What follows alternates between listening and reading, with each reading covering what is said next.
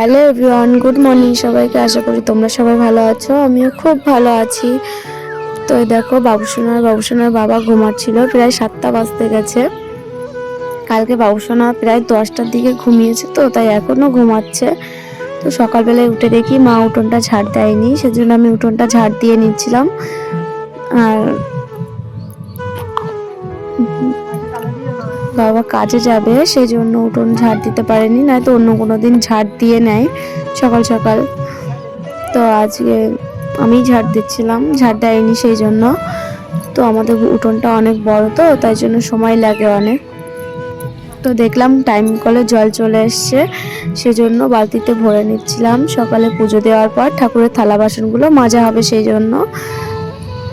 তো তারপর আমি ঘরে চলে এসেছি, দুটোই ঘর আর বারান্দাটা ঝাড় দিয়ে নিচ্ছি।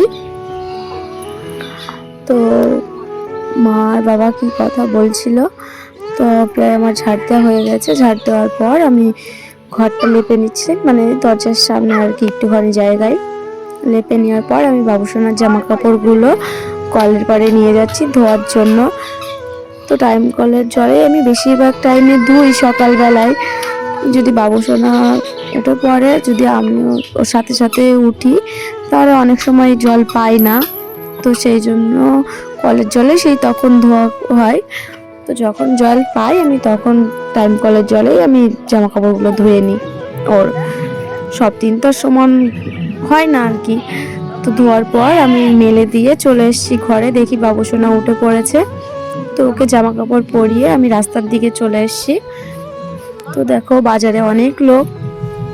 আমি আমাদের মানে রাস্তার পাশে আর কি তুলসী গাছ আছে, সেখান থেকে তুলসী পাতা ছিঁড়ছিলাম। বাবুসোনার আর আমার ঠান্ডা লেগেছে, কাশি হচ্ছে খুব, সেজন্য পাতার রস করে বাবুসোনাকে খাওয়াবো। তো দেখি বাবুসোনাও আসছে আমার সাথে, আমি চলে এসেছি যেহেতু, সেই জন্য বাবুসোনাও পিছন পিছন এসছে। তো কালকে এক বার্থডে বাড়িতে গেছিলাম, তো সেখান থেকে বাবুসোনা একটা বেলুন নিয়ে এসছে। তো তোমাদের সাথে সেটা শেয়ার করতে পারিনি আমি। তো আমাকে এসে বলছে, মা তুমি কি করছো? আমি বললাম তোমার ঠান্ডা লেগেছে তাই তুলসী পাতা নিচ্ছি, খাওয়াবো সেজন্য। আর আমার কাছে ছিল বাটি, ও বাটিটা বারবার চাইছিল, তো আমার কাছ থেকে বাটিটা নিয়েও নিয়েছে। তো আমি তারপরে ওকে বলছি যে তোমার কাছে থাকলে পাতাগুলো পড়ে যাবে, আমার আবার ছিঁড়তে হবে, তুমি দাও বাটিটা আর কি আমার কাছে। তো তুলসী পাতা ছেঁড়া হয়ে গেছে, এখানে বাকুসা পাতার গাছ আছে, তো এখান থেকে দুটো পাতা নিয়ে নিচ্ছি। শুনেছি বাকুসা পাতার রস আর কি খেলে পরে নাকি ঠান্ডা খুব তাড়াতাড়ি সেরে যায়, কাশিও সেরে যায়। তো নেওয়ার পর আমি ঘরে চলে এসেছি মধুটা নেওয়ার জন্য। ধোয়া হয়ে গেছে পাতা, তো মধু নিয়ে আমি বসে থেকে পাতাটা হাত দিয়েই ডলে নিচ্ছিলাম। দুটো চারটে পাতা তো সেজন্য একটু একটু জল নিয়েছিলাম। তো পাতাটা প্রায় ডলা হয়ে গেছে আমার। তো চা ছেঁকনি নিয়ে এসে আমি ছেঁকে নেব, কুচি কুচি পাতা রয়েছে তো সেজন্য, নয়তো খেতে গেলে আবার কেমন করবে। তো আমি মধু দিয়ে নিলাম, মধু দিয়ে আমি গলিয়ে নিয়েছি। আর ও ঠাম্মির কাছে ছিল, তো ঠাম্মির কাছ থেকে আমি জোর করে নিচ্ছিলাম, তো আসতে চাইছিল না। ও জানে আমি ওকেই খাওয়াবো ওই পাতার রসটা। তো দেখো আমি পাতাটা ওকে খাওয়ানোর জন্য ওকে কোলের উপর শুইয়ে নিয়েছিলাম। আর দেখো ও খেতেই চাইছে না, ওর মুখ আমি একদম টিপে তাই হা করিয়ে তাই খাওয়াচ্ছিলাম। কালকে এরকম তোমাদের দাদাভাই ওর অ্যান্টিবায়োটিক ওষুধটা ফুরিয়ে গেছে তাই আনতে গেছিল, তো রাত্রি এরকম খাওয়াচ্ছিলাম, খাওয়ানোর পর ওরকম বারবার করে ফেলে দিচ্ছিল। তারপরে এই মধুর রসটা যখন খাওয়াচ্ছিলাম দেখলাম মানে ও দেখছে আর কি মিষ্টি মিষ্টি লাগছে, সেই জন্য একটু খেয়েছে।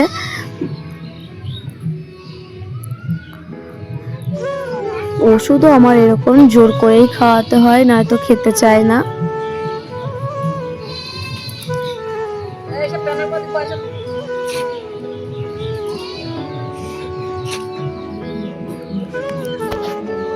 তো ঠাম্মি বলছিল যে থাক আর খাওয়াতে হবে না। তো খাওয়ানোর পর আমি ওর মুখটা ধুয়ে দিলাম, যেহেতু মানে মধু তো মিষ্টি মিষ্টি মুখটা আঠা আঠা করবে সেই জন্য।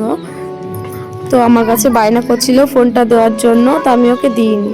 ওকে খাইয়ে এইটুকুন রস আমার জন্য রেখেছি, আমি খাবো তাই। তো আমি ব্রাশ করে নিচ্ছি, ওর ঠাম্মির বারান্দায় বসে কি খেলা করছিল। তো তার আগে দেখলাম যে স্নান করার আগে ভাবলাম থালা বাসন রয়েছে দুটো চারটে মেজে নিই, তার জন্য নিয়ে কলের পাড়ে চলে গেছিলাম মাজার জন্য। তো মাজি, তোমরা কে কোথা থেকে আমার ভিডিওটা দেখছো একটু কমেন্টে জানাবে, আর যদি ভালো লাগে লাইক করে শেয়ার করে দেবে। আর হ্যাঁ, মানে তোমরা আমার কেমন ভিডিও দেখতে চাও সেটা আমার কমেন্টে জানাবে, তাহলে আমার আর কি করতে সুবিধা হয়। না তো আমি বুঝতে পারবো না না যে কে কেমন ভিডিও আমার দেখতে চাও। তো কথা বলতে বলতে আমার থালা বাসন মাজা প্রায় হয়ে গেছে, আর এই হাঁড়িটা মাজলেই হয়ে যাবে।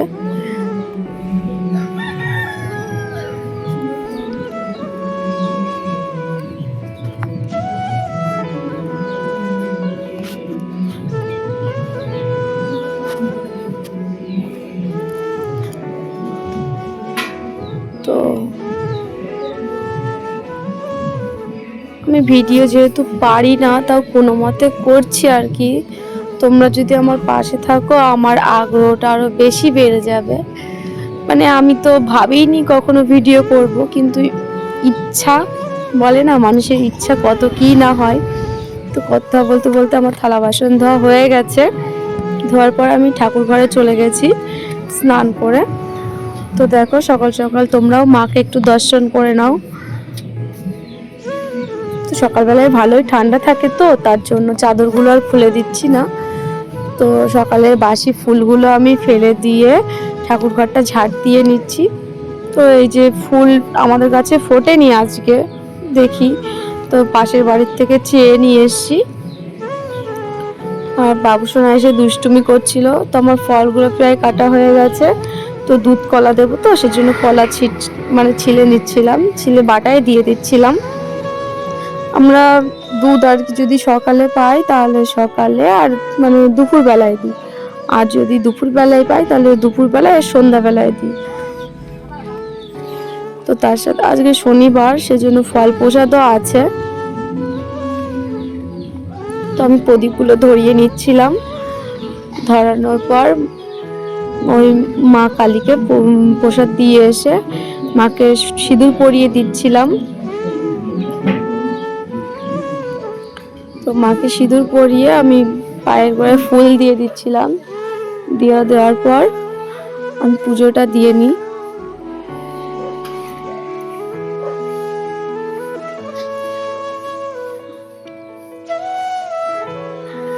আজকে বাবুসোনা আসেনি, ওর ঠাম্মি ছিল, তার জন্য ওকে ধরে রেখেছিল। আমি একাই ছিলাম ঠাকুর ঘরে। তো আমার মা মনসার পুজো দেওয়া হয়ে গেছে, আমি আর মার কাছে চলে গেছি। তো ঘটে মায়ের কপালে সিঁদুর পরিয়ে দিয়ে ফুল দিয়ে দিচ্ছিলাম। তো ফুল দেওয়ার পর আমি মাকে পুজো দিয়ে দিচ্ছি। তো আমার এই ভিডিওটা না এই পর্যন্তই। তোমরা মানে পরের ভিডিওর জন্য অপেক্ষা করো, আর কি কেমন ভিডিও দেখতে চাও একটু কমেন্টে জানাবে। তো আমার তরফ থেকে অনেক অনেক ভালোবাসা, টাটা, বাই।